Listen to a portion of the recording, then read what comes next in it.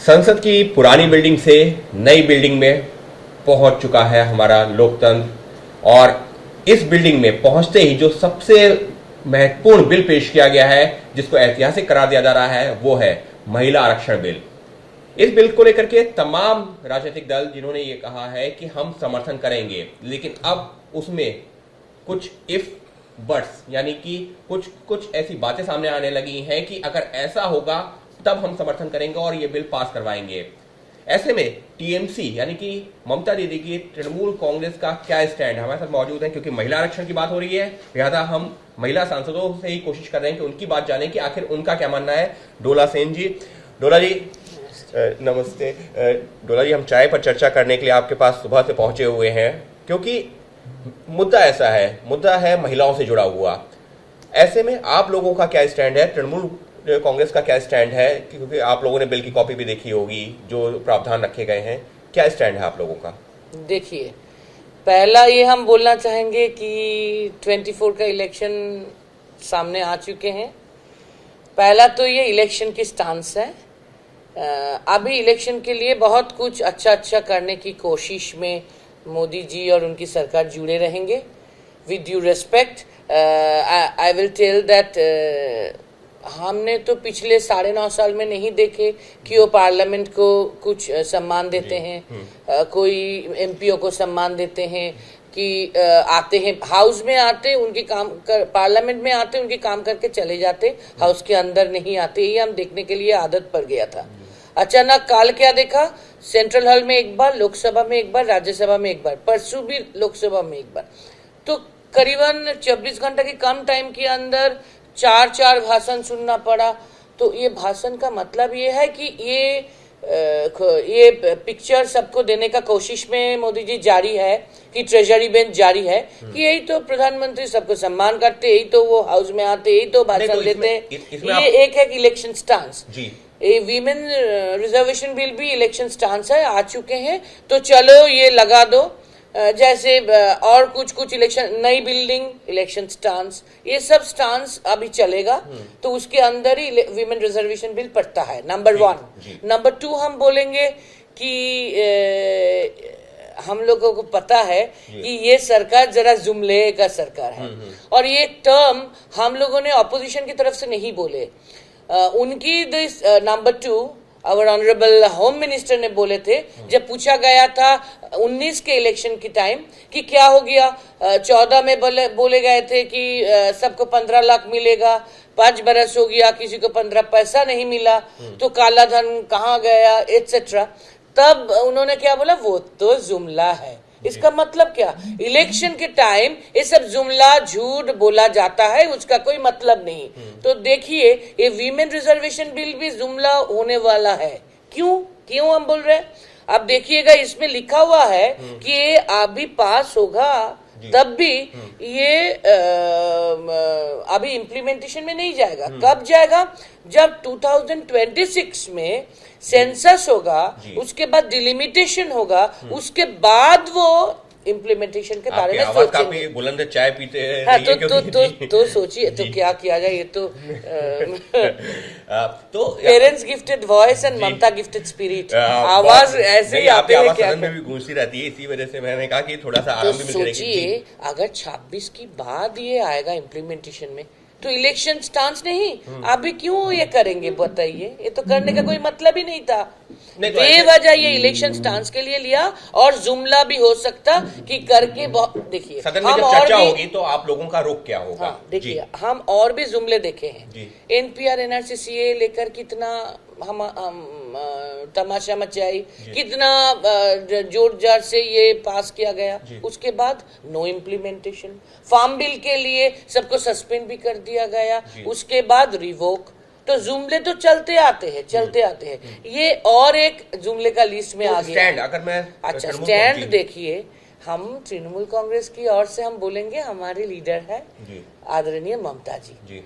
उन्होंने तो 33% रिजर्वेशन के बारे में 98-99 में सदन में बोले थे। उसकी बात तो छोड़ ही दीजिए, अभी तो 33% छोड़िए, चीफ मिनिस्टर बनने का बाद पंचायत में, म्यूनिसिपैलिटी में उन्होंने तो 50% रिजर्वेशन विमेन के लिए कर दी। तो हम सोचते हैं what Bengal thinks today, India thinks tomorrow. Mamata ji तो 50% तो, कर चुके तो हैं, अभी 33% वाला बिल सदन में लाया जा रहा है। ठीक है, बेटर लेट देन नेवर। करेंगे आप पूरी तरह से सपोर्ट करेंगे या इफ एंड बट या कोई क्लॉजेस होंगे? बहुत सारे इफ एंड बट क्लॉज होंगे जी। पहला तो ये हम बोले हैं डिलिमिटेशन के बाद, ये डिलिमिटेशन के साथ जुड़ने का कोई मतलब ही नहीं है। अगर ये अभी पास होगा तो इम्प्लीमेंट क्यों देर होगा? दूसरा बात ये उठेगा क्यों 9.5 साल बाद ये आ रहा है?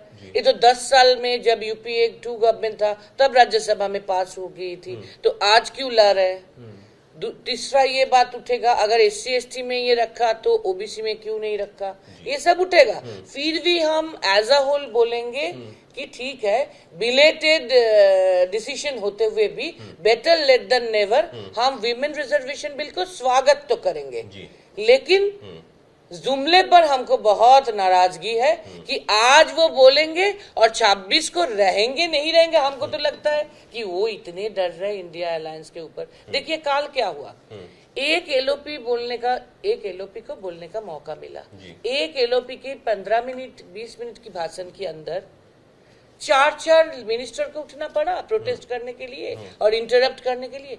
तो इंडिया अलायंस का जोर कितना बढ़ रहा है ये तो एक ही रेफरेंस से साबित होता है। वैसे तो बहुत सारे आप लोगों के आरोप प्रत्यारोप हैं, लेकिन इसका मतलब ये माना जाए कि महिला आरक्षण बिल ये जो लाया गया है उसका आप लोग सपोर्ट करेंगे। हालांकि कुछ मुद्दों पर आप लोगों की आपत्ति जरूर होगी, लेकिन जब पास करने की बात आएगी तो आप लोग सपोर्ट करके पास करवाएंगे। देखिए हम ये बोलेंगे नोट ऑफ डिसेंट क्या देंगे, हम तो राज्यसभा में पहले प्लेस करने दीजिए, उसके बाद हम उसके ऊपर पूरा 100% टिप्पणी कर सकते हैं। हम कौन बोलेंगे कौन सपोर्ट करेंगे वो हम देख लेंगे, किंतु एज ए होल हमने हमारा स्टैंड बता दिया। हम सिर्फ 2 शब्द और भी कहेंगे। एक है, देखिए हम क्यों बोले हैं कि ये सिर्फ पॉलिटिकल नहीं है। What Bengal thinks today, India thinks tomorrow. Mamata ji ने 50% कर चुके हैं पंचायत में, इन लोगों ने नहीं कर पाया। अभी 33% लेकर 9.5 साल बाद इलेक्शन के टाइम इन्होंने रखने का सोच रहा है, इम्प्लीमेंट का नहीं। उसके लिए फिर भी 3 साल बाद में डेट कर सकता, नहीं भी कर सकता, जुमला भी हो सकता, ऐसा बात है। उसके साथ देखिए कन्याश्री ममता जी ने किया, उन्होंने फॉलो करके बेटी बचाओ बेटी पढ़ाओ किया। अब डेट एंड टाइम देख लीजिए। स्वास्थ्य साथी ममता जी ने किया, उन्होंने फॉलो करके आयुष्मान भारत किया। कृषक बंधु ममता जी ने किया, उन्होंने फॉलो करके PM किसान निधि योजना किया। तो वो फॉलो करते रहिए, हम स्वागत करेंगे, फॉलो का भी स्वागत करेंगे कि बेटर लेट देन नेवर, कुछ तो भला हो जाए। लेकिन उसके साथ साथ हम बहुत दुखी है। आज ही हमको पता चला, काल हम सबको एक बैग मिला जूट का, उसके अंदर कॉन्स्टिट्यूशन दिया हुआ था। हमारे कॉन्स्टिट्यूशन में क्या लिखा था प्रीएम्बल में? We the people of India being solemnly resolved to constitute India into a sovereign, socialist, secular, democratic republic and to secure to all its citizens etc. देखिए काल जो कॉन्स्टिट्यूशन उन्होंने हम लोगों को दिया था, हमारी पार्टी की ओर से हमको पता हुआ। देखिए क्या लिखा प्रीएम्बल में? We the people of India having solemnly resolved to constitute India into a sovereign democratic republic, secular and socialist गया कहाँ? ये कॉन्स्टिट्यूशन अमेंड कर रहे हैं अपने आप बिना पूछ के। ये डेमोक्रेसी चल रहा है। मोदी है तो मुमकिन है कॉन्स्टिट्यूशन में भी आ गया। We condemn and we think on behalf of our party and probably on behalf of India Alliance, on behalf of all opposition, we will protest. तो आज तो ये चलता रहेगा। ये बहुत गहरा चीज है। कॉन्स्टिट्यूशन ऑफिशियली दिया गया, उसके अंदर सोशलिस्ट एंड सेकुलर गायब। तो यानी साफ तौर पर सोच लीजिए क्या बात है। महिला आरक्षण का बिल पेश होगा, उस पर तृणमूल कांग्रेस अपनी जो आपत्तियां हैं वो दर्ज करवाएगी। हालांकि इस बिल का स्वागत जरूर किया जा रहा है, देर से ही आया तो उसको पास करवाने की कोशिश भी की जाएगी, लेकिन जो आपत्तियां वो तो दर्ज करवाई जाएंगी। लेकिन अब एक दूसरा मुद्दा भी सामने आ गया है, वो है कि जब नई बिल्डिंग में शिफ्ट हो रहे थे तमाम सांसद, उनको जो एक संविधान की प्रति दी गई है, जैसा कि डोला जी का कहना है, उसमें से सेकुलर और दूसरा कौन सा, सोशलिस्ट शब्द ही जो है गायब है, इस तरीके के आरोप लग रहे हैं। So unfortunate. जी। कैसे हमको स्वाधीनता मिला? कितनी सारे स्वाधीनता की संग्रामी की आत्म बलिदान है। इसके बाद ये जो अमेंडमेंट किया, कैसे? वो है कौन ये अमेंडमेंट अपने आप करने का? और ये एक बड़ा आरोप है और तमाम विपक्षी पार्टियां ये कह रही हैं कि आखिर ये बिना सदन की जानकारी की ये अमेंडमेंट किया कैसे गया, क्योंकि ये तो संविधान में लिखा हुआ था। संविधान में अगर कोई संशोधन किया गया तो कैसे कर दिया गया। और इसको लेकर भी अब इस मामले पर तमाम विपक्षी पार्टियां सरकार को घेरने की पूरी तैयारी कर रही हैं। अंकित गुप्ता, एबीपी न्यूज, दिल्ली।